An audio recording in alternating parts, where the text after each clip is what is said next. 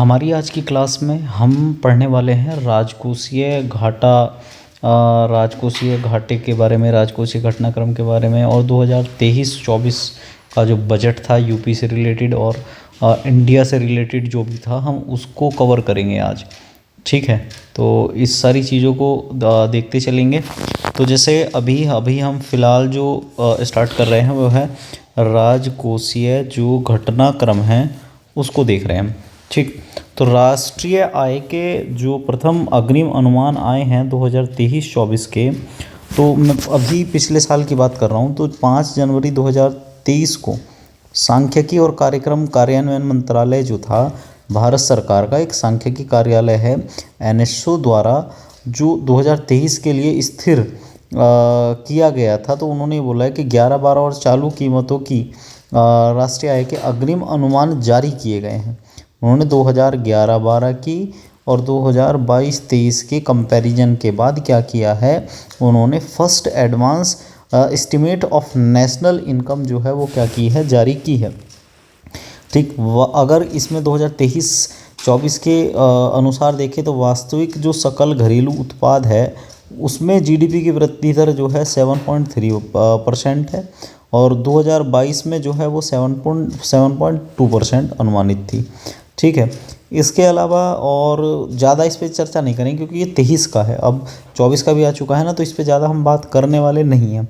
इसके अलावा यहाँ इम्पोर्टेंट जो बन सकता है वो ये बन सकता है कि हाल ही में 16वें वित्त आयोग का गठन किया गया है और 16वें वित्त आयोग के गठन से ये क्वेश्चन है कि 31 दिसंबर 2023 को क्या किया, संविधान के आर्टिकल 280(1) के अनुसरण में 16वें वित्त आयोग का क्या किया गया है, गठन किया गया है। इस आयोग के अध्यक्ष कोलंबिया विश्वविद्यालय के प्रोफेसर अरविंद पनगड़िया हैं। अरविंद पनगड़िया वही हैं जब 2015 में क्या हुआ था, आपका जो नीति आयोग बना था इसके जो प्रथम उपाध्यक्ष रहे थे वो अरविंद पनगड़िया ही थे।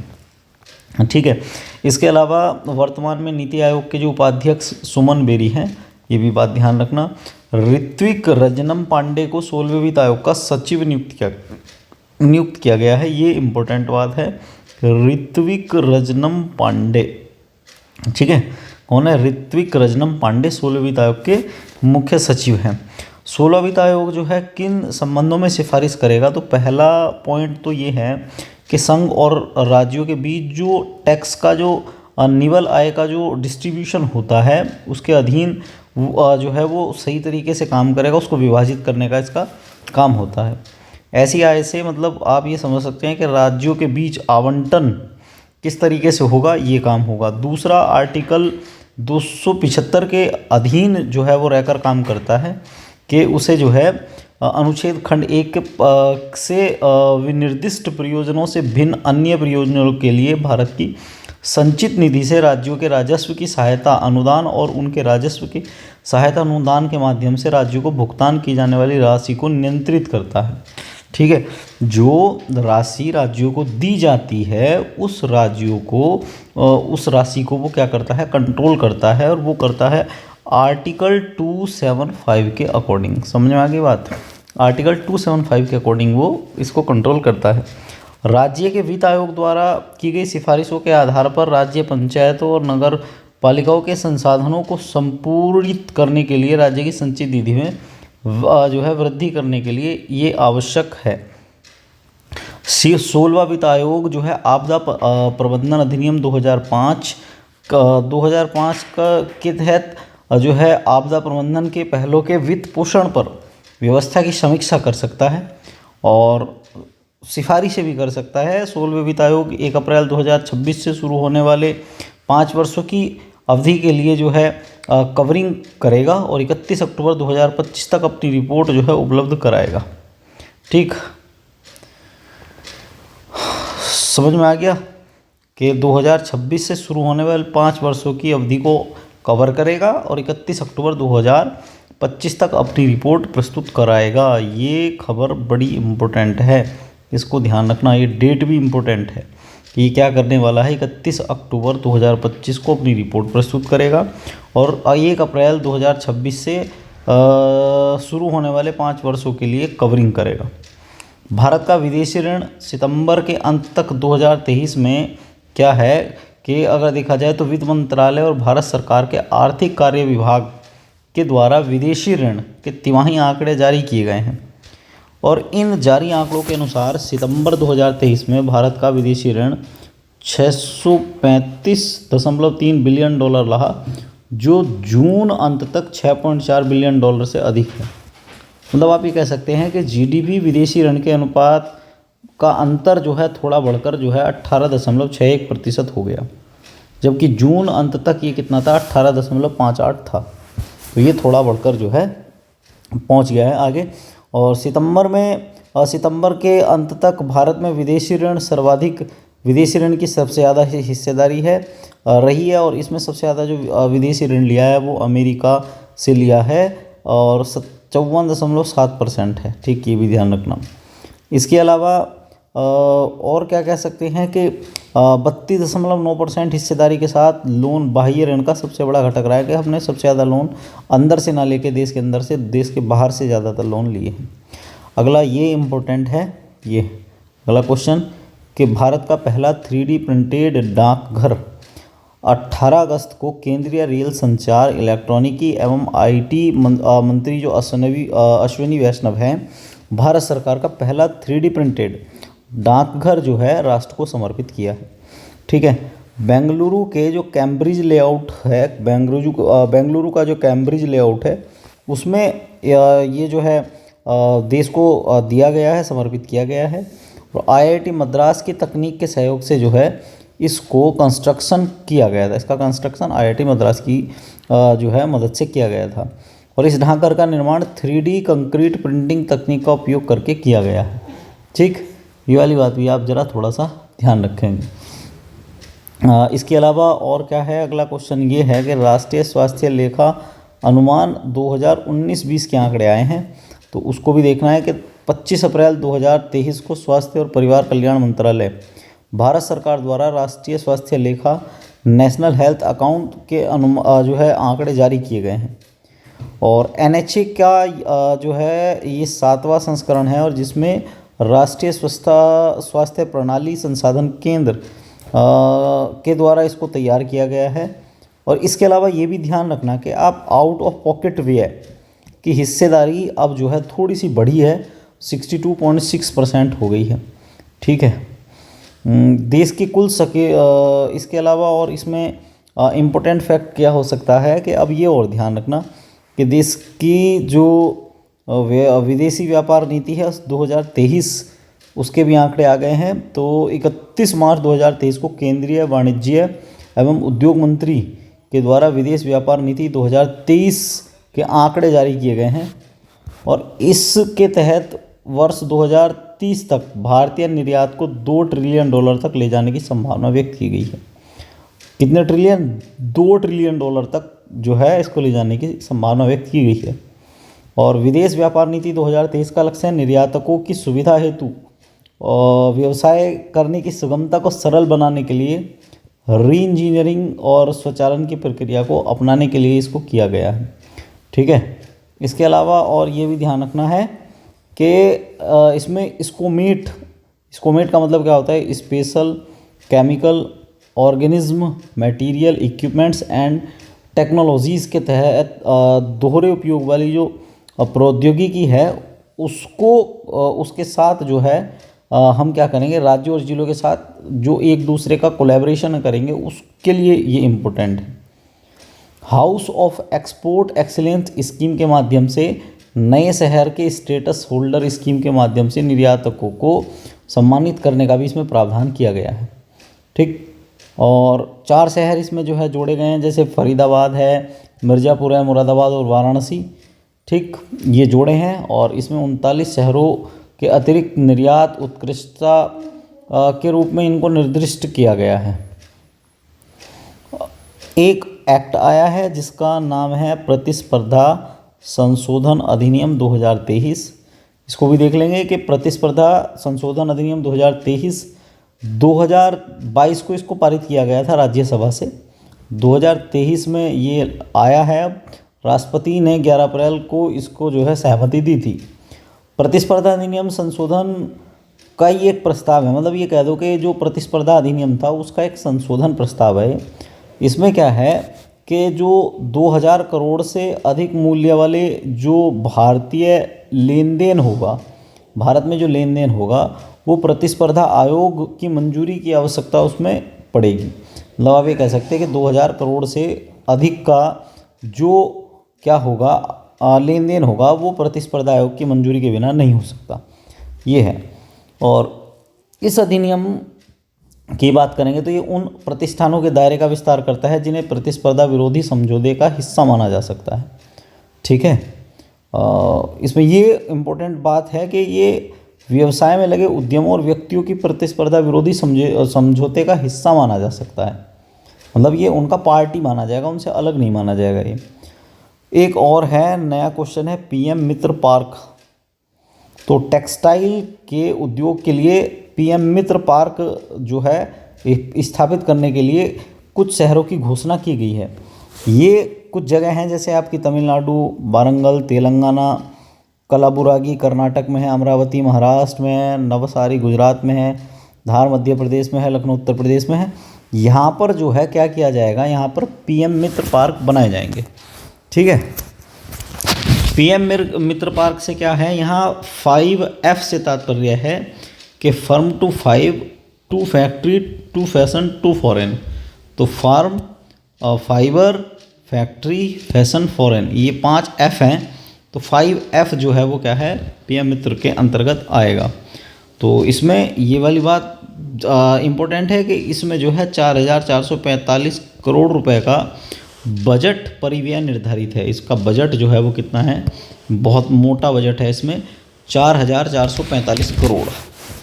ठीक, इसके अलावा केंद्रीय बजट 2023-24 की अगर बात करेंगे तो सीतारमण के द्वारा प्रस्तुत किया गया था और सदी के नए दशक का तीसरा और अमृतकाल का पहला आम बजट था 2023 का। ज़्यादा चर्चा नहीं करेंगे क्योंकि अब 2024 का भी बजट आ चुका है। तो इसमें ध्यान रखना कि ये दीर्घकालीन लंबे दृष्टिकोण के साथ जो है भारत की नींव को मजबूत करने के लिए इन्होंने बोला कि सप्तऋषि अर्थात 7 प्राथमिकताओं पर आगे बढ़ेगा हमारा देश, उस पर जो है ये बजट बनाया गया है। तो इसमें 2023-24 के बजट की जो महत्वपूर्ण घोषणाएं ये थी कि भारत की अर्थव्यवस्था की जो वृद्धि दर है वो 7% रहने का अनुमान लगाया था इन्होंने। और इसके अलावा जो है इन्होंने पीएम गरीब कल्याण अन्न योजना के तहत 1 वर्ष हेतु सभी अंत्योदय और प्राथमिकता प्राप्त परिवारों को मुफ्त खाद्यान्न उपलब्ध कराने की बात कर दी थी। और विगत 9 वर्षों में प्रति व्यक्ति आय दुगनी से भी होकर जो है इन्होंने बताया कि एक व्यक्ति की आय 1.97 लाख रुपए हो गई है, मतलब दुगने से भी ज़्यादा हो गई है इनके हिसाब से आय। और साथ ही 9 वर्षों में भारतीय अर्थव्यवस्था का आकार भी बढ़ा है और 10वीं सबसे बड़ी अर्थव्यवस्था और विश्व की 5वीं सबसे बड़ी अर्थव्यवस्था बन गई है। तो ये वाली बात तो है कि विश्व की 5वीं सबसे बड़ी अर्थव्यवस्था जो है भारत बन चुका है। ठीक, अब ये ध्यान रखना कि 2023-24 का जो बजट है वो किसकी तरह काम करेगा, तो वो सप्तऋषि की तरह काम करेगा। 7 प्राथमिकताएं हैं, उन 7 प्राथमिकताओं को बता देता हूँ मैं। जैसे है आपका समावेशी विकास। ठीक है, समावेशी विकास के तहत क्या है कि कृषि वर्धक नीति, आत्मनिर्भर बागवानी है, और दूसरा इसके अलावा आत्मनिर्भर बागवानी है। और इसमें क्या होगा कि आत्मनिर्भर स्वच्छ पौधों कार्यक्रम को जो है एक एक्सट्रीम लेवल तक जो है सरकार ले जाने की कोशिश करेगी। इसके अलावा दुनिया का सबसे बड़ा श्रीअन्न उत्पादक देश और दुनिया का सबसे बड़ा श्रीअन्न निर्यातक देश भारत है। अभी श्रीअन्न क्या होता है कि अगर आपने देखा हो तो प्रधानमंत्री ने जो मोटे अनाज हैं जैसे बाजरा है, रागी है और इसके अलावा चरई है, इन सबको जो है एक नाम दिया था जिसका नाम था श्रीअन्न। तो भारत जो है वो दुनिया का सबसे बड़ा उत्पादक भी है और निर्यातक भी है। श्रीअन्न के वैश्विक केंद्र बनाने के लिए भारतीय बाजरा अनुसंधान हैदराबाद को उत्कृष्टता केंद्र के रूप में बढ़ावा दिया जाएगा कि ज़्यादा से ज़्यादा, जैसे नाइजर अभी हाल फिलहाल में क्या करता है, सबसे ज़्यादा बाजरा पैदा करता है। तो अब कोशिश ये की जाएगी कि भारत को क्या किया जाए, ऐसा बनाया जाए कि वो सबसे ज़्यादा क्या करे, अपना कह सकते हैं कि बाजरा पैदा करे इसीलिए जो है बाजरा अनुसंधान हैदराबाद को उत्कृष्टता केंद्र के रूप में बढ़ावा देने के लिए डेवलप किया जा रहा है। ठीक है, इसके अलावा प्राथमिकता 2 है, सप्तऋषि वाला चल रहा है ना अभी, तो प्राथमिकता 2 अंतिम छोर का जो व्यक्ति है उस तक हमारी योजनाएं पहुंचनी चाहिए। आकांक्षी जिले और ब्लॉक कार्यक्रम में 500 ब्लॉकों को आच्छादित करने हेतु कार्यक्रम शुरू किए गए। प्राथमिकता 3 की अगर बात करें तो इसमें कैपिटल इन्वेस्टमेंट आउटले के लगातार तीसरे वर्ष में 33% की वृद्धि दर्ज हुई है। 10 लाख करोड़ रुपए इसमें निवेश किए जा चुके हैं और हमारी जीडीपी का लगभग 3.3% जो है उससे ये 3 गुना है पूंजीगत निवेश। तो अवसंरचना और निवेश में भी हम जो है क्या कर रहे हैं, काफ़ी काम कर रहे हैं। रेलवे 2.4 लाख करोड़ रुपए अब तक का सर्वाधिक परिव्यय है रेलवे का। इसके अलावा और तो इसमें कोई काम की बात लगी नहीं है मुझे। और इसमें हाँ ये है प्राथमिकता 5 हरित विकास, जो प्रधानमंत्री द्वारा पर्यावरण के प्रति सजग जीवन शैली आंदोलन के लिए लाइफ अथवा पर्यावरण के लिए जीवन शैली लाइफस्टाइल ऑफ इन्वायरमेंट की संकल्पना प्रस्तुत की गई। ये तो G20 में भी इसका जिक्र आया था, COP28 में भी इसका जिक्र आया था। तो इसका तो कभी भी क्वेश्चन बन सकता है कि लाइफस्टाइल ऑफ इन्वायरमेंट की संकल्पना किसने प्रस्तुत की है, तो प्रधानमंत्री ने इसकी जो है संकल्पना प्रस्तुत की है। PM प्रणाम की अगर बात करेंगे तो पृथ्वी माता के पुनरुद्धार के प्रति जागरूकता, पोषण और सुधार हेतु PM प्रोग्राम जो है PM प्रणाम एक कार्यक्रम स्टार्ट किया गया है। PM programme for restriction awareness नेजी ये है नॉर्मेंट and emulation of mother of earth. राज्यों और संघ राज्य क्षेत्र को रासायनिक उर्वरकों के संतुलित प्रयोग के लिए वैकल्पिक ऊर्जा प्रयोग को बढ़ावा देने के लिए ये जो है PM प्रणानम जो है शुरू किया गया है। एक स्कीम और आई है गोवर्धन स्कीम। गोवर्धन स्कीम का मतलब क्या है कि इसमें galvanising organic bio agro resources धन है इसका नाम स्कीम का, तो शॉर्ट फॉर्म में हो जाएगा ये गोवर्धन। तो इस स्कीम में 500 नए अपशिष्ट जो है वेस्ट टू वेल्थ संयंत्रों को बढ़ावा देने के लिए जो है स्टेबल किया जाएगा। इसमें 200 कंप्रेस्ड बायोगैस के जो CBG संयंत्र हैं वो लगेंगे और उनकी कीमत लगभग 10,000 करोड़ रुपए होगी। मिष्टी का भी चर्चा में रहने वाली एक परियोजना थी। तो भारत में वनारोपण को मिली सफलता के आधार पर तटीय रेखा के लवणीय भूमि जो है ना, जैसे कोस्टल एरिया वाला जैसे गुजरात का है, गुजरात है, इसके अलावा आंध्र प्रदेश है, तमिलनाडु है, वेस्ट बंगाल है, तो वहाँ पर लवणीय भूमि में मैंग्रोव पौधों के लिए एक परियोजना शुरू की जाएगी जिसका नाम है मिष्टी परियोजना। ठीक है, तो मिष्टी मैंग्रोव जो है मैंग्रोव वनों के लिए मिष्टी परियोजना शुरू की जा रही है, बड़ी इंपॉर्टेंट है। और युवा शक्ति के लिए भी कौशल विकास 4.0 को अगले 3 वर्षों में लाखों युवाओं को कौशल प्रदान हेतु प्रधानमंत्री कौशल विकास योजना प्रारंभ की जाएगी। इसका चौथा चरण अब जो है शुरू होगा। इसके अलावा जो वित्तीय और अनुषंगिक सूचना की केंद्रीय रिपोर्टरी के रूप में काम करने के लिए राष्ट्रीय वित्तीय सूचना रजिस्ट्री स्थापित की जाएगी, ये भी है। और आज़ादी का अमृत महोत्सव महिला सम्मान बचत पत्र ये भी जो है जारी किया सरकार ने, और ये बताया कि नई लघु बचत योजना महिला सम्मान बचत प्रमाण पत्र ये क्या करेगा, उपलब्ध कराएगा बार बार, जो इस योजना के तहत काम करेंगे। ठीक है, टैक्स में भी कुछ बदलाव किए हैं कि वर्तमान में पुरानी और नई कर व्यवस्थाओं में 5 लाख रुपए तक की आय के व्यक्ति हैं, ठीक है, किसी प्रकार के आयकर का भुगतान नहीं करते, अर्थात रिबेट की सीमा को नई व्यवस्था में 7 लाख रुपए तक बढ़ाने का प्रस्ताव किया भी गया है। ठीक है, इसमें क्या होगा कि नई कर व्यवस्था में 7 लाख रुपए तक आय वाले व्यक्तियों को कोई कर भुगतान नहीं करना होगा। 2020 में 2.5 लाख रुपए से शुरू हुए 6 आयकर स्लैब वाली व्यक्तिगत आयकर व्यवस्था शुरू की गई थी 20 में, और स्लैबों की संख्या अब घटकर 5 करते हुए और छूट की सीमा को बढ़ाकर 3 लाख रुपए कर दिया है। तो इस व्यवस्था में कर संरचना के बदले में प्रस्ताव कर दिया गया कि नई दरें क्या हैं, 3 लाख तक तो शून्य है, 3 लाख से 6 लाख तक 5% है, 6 लाख से 9 लाख तक 10% है, 9 लाख से 12 लाख तक 15% है, 12 से 15 तक 20 और 15 से अधिक पे 30% टैक्स लगेगा। 15 लाख से अधिक पे 30% टैक्स लगेगा। तो जितने भी वेतनभोगी और पारिवारिक पेंशन भोगी जो लोग हैं उनकी मानक कटौती को नई कर व्यवस्था में विस्तारित करने का जो है प्रस्ताव किया गया है। देश की अधिकतम कर दर जो है वो कितनी है, मैक्सिमम जो टैक्स है वो 42.74% है और विश्व में सबसे अधिक कर दरों में से एक है। मतलब इतना हाई लेवल का टैक्स दुनिया में कोई भी देश नहीं लेता है जितना भारत में लिया जाता है। ठीक है। 37 अब कई बार ऐसा भी है कि जो हाईएस्ट सरचार्ज है उसको घटाने की भी सरकार कोशिश कर रही है, उसके भी अलग एक चैलेंजेस होते हैं, एकदम से नहीं घटाया जा सकता वो। साथ साथ में ये भी है, इस बजट में ज़्यादा तो चर्चा नहीं करेंगे क्योंकि अब इसका कोई महत्व रहा नहीं है। हाँ, इसमें ये पढ़ने लायक चीज़ है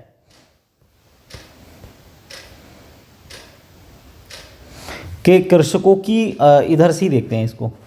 अब तक का सबसे बड़ा बजट था 2023-24 की बात करेंगे तो उसमें सबसे बड़ा बजट था, अमृतकाल का पहला बजट था जिसमें आत्मनिर्भर उत्तर प्रदेश के बजट की योजनाएं सम्मिलित की गई हैं। उत्तर प्रदेश देश का सबसे बड़ा उपभोक्ता और श्रम बाजार है, ये वाली बात आप कंठस्थ है, ध्यान कर लेना कि उत्तर प्रदेश देश का सबसे बड़ा उपभोक्ता और श्रम बाजार है। यहाँ सबसे ज़्यादा कंज्यूमर आपको मिल जाएंगे और सबसे ज़्यादा लेबर भी आपको यहाँ बड़े आराम से मिल जाएगी। इसके अलावा वित्तीय वर्ष 2023-24 के लिए राज्य की जीडीपी वृद्धि दर 19% अनुमानित की गई है और अब पहले जो है वो घटी हुई थी, अब बढ़ी हुई है, ये दिखा रखा है ये निचली लाइन में, तो और कुछ नहीं है। लखनऊ में 10 से 12 फरवरी के मध्य Uttar Pradesh global investor summit का आयोजन किया जाएगा। ये वाला भी इम्पोर्टेंट है कि लखनऊ में हाल ही में Uttar Pradesh global investor summit का आयोजन कहाँ हुआ, तो लखनऊ में हुआ है। प्रधानमंत्री आवास ग्रामीण शहरी योजना के तहत ग्रामीण स्वच्छ शौचालय निर्माण और मध्यम उद्योगों की स्थापना, स्मार्ट सिटी मिशन के अंतर्गत India smart city award content में जो है उत्तर प्रदेश क्या है पहले स्थान में। डीबीटी के माध्यम से लाभार्थियों को धनराशि दी जाए या इंडिया स्मार्ट सिटी अवार्ड हो, ग्राम शौचालय निर्माण हो, सूक्ष्म और लघु या मध्यम उद्योगों की स्थापना हो, इनमें यूपी को क्या मिला है, पहला स्थान मिला हुआ है। दूध उत्पादन, गन्ना उत्पादन, चीनी उत्पादन, एथेनॉल आपूर्ति में प्रदेश हमारा पहले नंबर पर बना हुआ है। ठीक, इसीलिए कई बार ये भी है कि कृषि निवेशों कि किसानों को दे अनुदान जो होता है ना, डीबीटी जिसको कहा जाता है, तो उसमें भी यूपी जो है वो कौन से नंबर पर है, पहले नंबर पर है। अटल पेंशन योजना में उत्तर प्रदेश जो है वो क्या है, देश में पहले नंबर पर है। इसके अलावा और क्या ध्यान रखना है कि देश में व्यवसाय सुगमता रैंकिंग में 12 स्थानों का सुधार करते हुए उत्तर प्रदेश अब जो है दूसरे नंबर पर आ गया है। पहले जो है कितने पर था, 14 नंबर पर था, अब उसने 12 स्थानों का सुधार किया तो अब दूसरे पर आ गया है। ठीक है। सुदूर ग्रामों के विकास खंडों कस्बों को जोड़ने के लिए आजीविका ग्रामीण एक्सप्रेस चलाई है। आजीविका ग्रामीण एक्सप्रेस क्या है कि विकास खंड जो ब्लॉक हैं और कस्बे हैं वो आपस में कनेक्ट हो जाएं, उसके लिए आजीविका ग्रामीण एक्सप्रेस एक योजना है वो चलाई है। ठीक, कोई ट्रेन वेन नहीं है, कभी ये एक्सप्रेस से ट्रेन सोचो, ट्रेन नहीं है। ठीक, इसके अलावा कृषकों की जो तकनीकी से प्रशिक्षित करने के लिए एक कार्यक्रम है, उसका नाम है मिलियन फार्मर्स स्कूल, इसका भी आयोजन किया है। ये भी चर्चा में रहा था कि किसानों के लिए इन्होंने ये एक मतलब फॉर्मेलिटी के लिए ही होती हैं चीज़ें। अब किसान को खेती करना क्या बताएंगे ये एसी में बैठने वाले लोग, तो इसमें क्या करते हैं, ये बस अपनी एक पॉलिसी को बनाते हैं और वो धीरे धीरे कागजों में चलती रहती है, बाकी है कुछ है नहीं। इसके अलावा ध्यान रखना कि विंध्याचल धाम में माँ विंध्यवासिनी राज्य विश्वविद्यालय की स्थापना, देवीपाटन मंडल में माँ पाटेश्वरी देवी राज्य विश्वविद्यालय की स्थापना और मुरादाबाद मंडल में राज्य विश्वविद्यालय की स्थापना के लिए 50 करोड़ रुपए का आवंटन किया है। ठीक है, मुरादाबाद मंडल में क्या बनेगा, राज्य विश्वविद्यालय बनेगा। उत्तर प्रदेश में वनावरण वृक्षावरण भौगोलिक क्षेत्र 9.23% है। 2030 तक इसको बढ़ाने का लक्ष्य रखा गया और इसको 15% तक किए जाने का लक्ष्य है। अनुपूरक अनुदान की अगर बात करेंगे तो यूपी ने अभी तक प्रस्तावित अनुपूरक मांग रखी थी वो कितनी थी आपकी 28,07,060.67 करोड़ रुपए थी, जिसमें राजस्व लेखा जो है आपका 19,046 करोड़ रुपए था, और इसमें जो है और पूंजी जो थी वो 97,14.28 करोड़ रुपए थी। ठीक, विशेष तौर पर अगर किसानों की बात करें तो ट्यूबवेल कनेक्शनों को मुफ्त बिजली देने के लिए 900 करोड़ रुपए, गन्ना किसानों का लाभान्वित बकाया चुकाने के लिए 400 करोड़ रुपए आवंटित किए गए हैं। ठीक, और इसके अलावा क्या है कि बजट का आकार लगभग 6.9 ट्रिलियन था, जो वर्तमान में अनुपूरक बजट को शामिल करते हुए चालू वित्तीय वर्ष से का आकार जो है वो 6 पॉइंट से बढ़कर 7.19 ट्रिलियन से अधिक हो जाएगा। पाकिस्तान का इतना बजट नहीं होता जितना यूपी का बजट है, आप ये समझ लो कितना लंबा चौड़ा बजट है। उत्तर प्रदेश की आर्थिक समीक्षा की अगर बात करेंगे तो आर्थिक समीक्षा में ये है कि अर्थसंख्य प्रभार उत्तर प्रदेश द्वारा 21-22 सकल राज्य उत्पाद जीएसडीपी की वृद्धि दर की कीमतों में 16.76% जो है प्रतिशत रही है। इसके अलावा इसमें और कोई ख़ास फैक्ट आपको याद नहीं करना, क्योंकि ये अब चेंज हो चुके हैं। अब नया बजट जो आया उससे चेंज हुआ है सारा का सारा। ठीक, इसके अलावा अब ये प्रमुख जो नीतिगत दस्तावेज का जो घटनाक्रम है इसको और देख लेते हैं एक बार, क्योंकि इससे क्वेश्चन बनने की मुझे थोड़ी सी पॉसिबिलिटी लग रही है, तो हो सकता है इससे कुछ बन जाए, तो इसको देख लेंगे। देखो 28 दिसंबर 2023 को आरबीआई द्वारा एक प्रणालीगत रूप से महत्वपूर्ण घरेलू बैंकों का डोमेस्टिक जो है एक सूची जारी की गई, और उसमें एसबीआई और एचडीएफसी और आईसीआईसीआई जो बैंक है उनकी पहचान प्रणालीगत जो है के लिए एक महत्वपूर्ण बैंकों के रूप में जारी रही। ये मतलब ये भारत के टॉप मोस्ट बैंकों में से एक है। तो आरबीआई के द्वारा ये बोला गया कि 2014 को आप क्या करोगे कि डीएसआईबी कार्य के लिए फ्रेमवर्क जारी करो, और फिर रिजर्व बैंक ने 2015-16 को स्टेट बैंक और आईसीआईसी बैंकों के प्रणालीगत रूप के महत्वपूर्ण घरेलू बैंक जो है इनको क्या कह दिया, घोषित कर दिया कि तुम दोनों घरेलू बैंक जो है बहुत महत्वपूर्ण घरेलू बैंक को इनको घोषित कर दिया। इसके अलावा ये 3 बैंक हैं, एचडीएफसी, आईसीआईसी और एसबीआई, इसको ध्यान रखना है। इसके अलावा ये क्वेश्चन और बन सकता है कि उत्तर प्रदेश ड्रोन प्रचालन सुरक्षा नीति 2023, नवंबर 2023 को उत्तर प्रदेश मंत्री परिषद द्वारा उत्तर प्रदेश ड्रोन प्रचालन सुरक्षा नीति 2023 को के प्रख्यापन प्रस्ताव को मंजूरी प्रदान की गई है। उत्तर प्रदेश ड्रोन परिचालन सुरक्षा नीति कुछ इस तरीके से है कि ड्रोन पंजीकरण हेतु ड्रोन का पोर्टल संचालन करना पड़ेगा। ड्रोन नियम 2021-24 के तहत अस्थायी रेड जोन घोषित करने संबंधी प्राधिकार की अवधारणा है। इसके अलावा जनपद स्तर पर नोडल अधिकारी की नियुक्ति और इसके पर्यवेक्षणार्थ जो है के अनुसार जनपद में राज्य स्तरीय समितियों का गठन किया जाएगा। और इस नीति के लागू होने पर प्रदेश में अब बिना अनुमति के कोई ड्रोन नहीं उड़ान भर सकेगा। ड्रोन का पंजीकरण करना भी अनिवार्य होगा। थाना स्तर पर ड्रोन का पूरा विवरण भी दर्ज होगा, ऐसे नहीं है। 2000 के नोट की वापसी की स्थिति बनी है। 2023 को 19 मई को आरबीआई ने बोल दिया था कि 2000 के जो नोट हैं वो वापस लिए जा रहे हैं। 30 सितंबर 2023 तक वो नोट वापस लिए गए थे। सभी बैंक शाखाओं ने इनको जो है लिया था। 2000 नोट के बैंक नोट बदलने की सुविधा 19 मई 2023 से जो है अभी फ़िलहाल जो है आरबीआई में बदले जा सकते हैं, बाकी और कहीं इसको बदलने की जगह है नहीं। ठीक,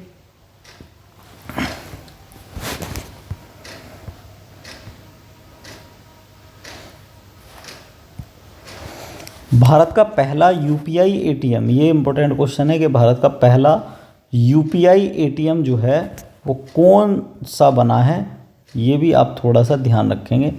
तो हिटाची एक कंपनी है, उसने क्या किया है कि अपना हिटाची पेमेंट सर्विसेज द्वारा भारत के पहले यूपीआई एटीएम का अनावरण किया है। एटीएम तो बहुत हैं पर यूपीआई से एटीएम नहीं चल रहे थे, तो हिटाची पेमेंट द्वारा वाइट लेबल एटीएम जो है, वाइट लेबल एटीएम को national payment corporation of India के सहयोग से स्थापित किया है।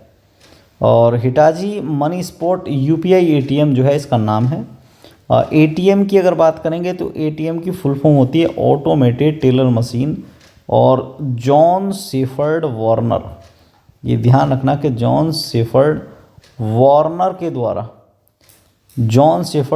के द्वारा जो है इसको क्या किया गया था, बनाया गया था। ठीक, तो हिटाची कंपनी ने क्या कर दिया है, यूपीआई वाला एटीएम बना दिया है।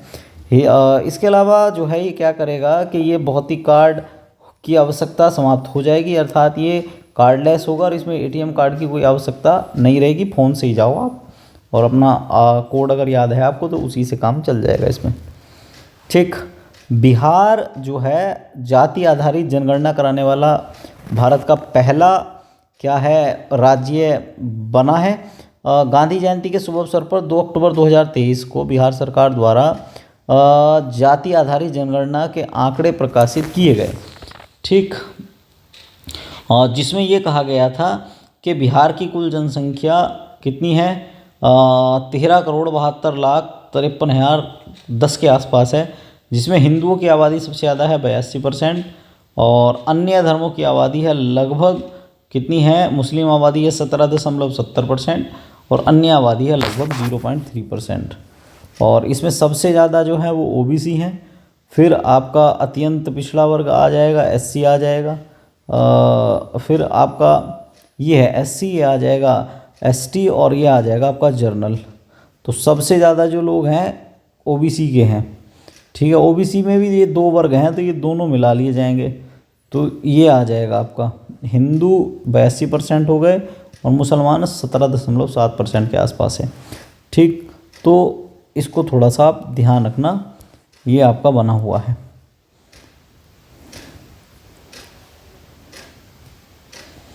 ये है इंडिया एजिंग रिपोर्ट 2023। ठीक, इंडिया एजिंग रिपोर्ट 2023 है, इसको भी थोड़ा सा देख लो। ज़्यादा इंपॉर्टेंट तो नहीं है बट आ भी सकती है पेपर में, क्योंकि यूएनपीएफए से 1-2 बार क्वेश्चन बना है कभी कभी। तो यूएनपीएफए जो है international institute for population sciences के सहयोग से राइजिंग इंडिया रिपोर्ट जो है प्रस्तुत की गई है। ये ध्यान रखना कि ये जो है राइजिंग इंडिया रिपोर्ट जो है प्रस्तुत कर दी गई है किसकी मदद से, IIPS की मदद से। ठीक, इस रिपोर्ट की थीम है हमारे बुजुर्गों की देखभाल और संस्थागत प्रक्रियाएं। इसकी जो थीम है वो क्या है, थीम मैंने आपको बता दी है कि इसकी थीम है हमारे बुजुर्गों की देखभाल संस्थागत प्रक्रियाएं। ठीक, और इस रिपोर्ट में बुजुर्गों की देखभाल से जुड़ी जो चुनौती हैं, अवसरों की संस्थागत प्रतिक्रियाएं हैं, उन पर ये प्रकाश डालती है। क्योंकि भारत की जनसंख्या जो जनसांख्यिकी है बदलाव की ओर जो है देश अब बढ़ रहा है, साथ ही बुजुर्गों की संख्या भी अब क्या हो रही है, धीरे धीरे बढ़ रही है। तो उसके लिए जो है ये ज़रूरी है।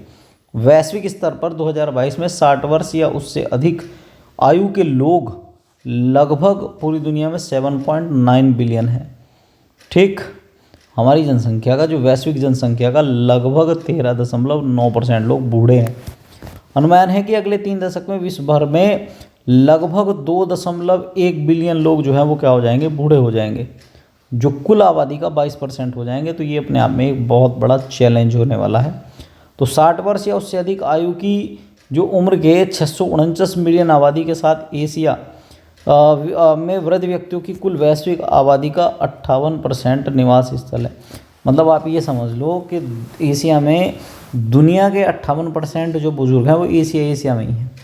अगले 3 दशकों में एशिया की कुल जनसंख्या में वृद्ध व्यक्तियों की हिस्सेदारी 2 गुनी हो जाएगी।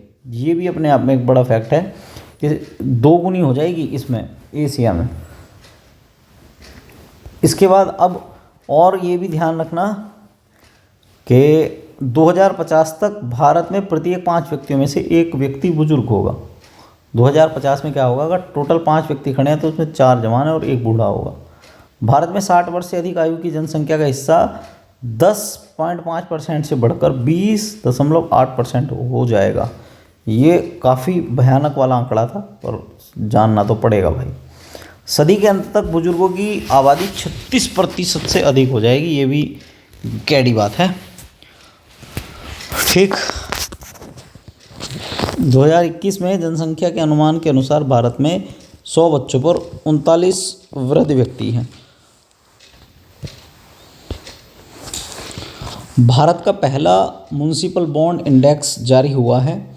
24 फरवरी को NSE जो इंडिकेज लिमिटेड है उसके द्वारा municipal bond index Nifty India municipal bond index को लॉन्च किया गया था।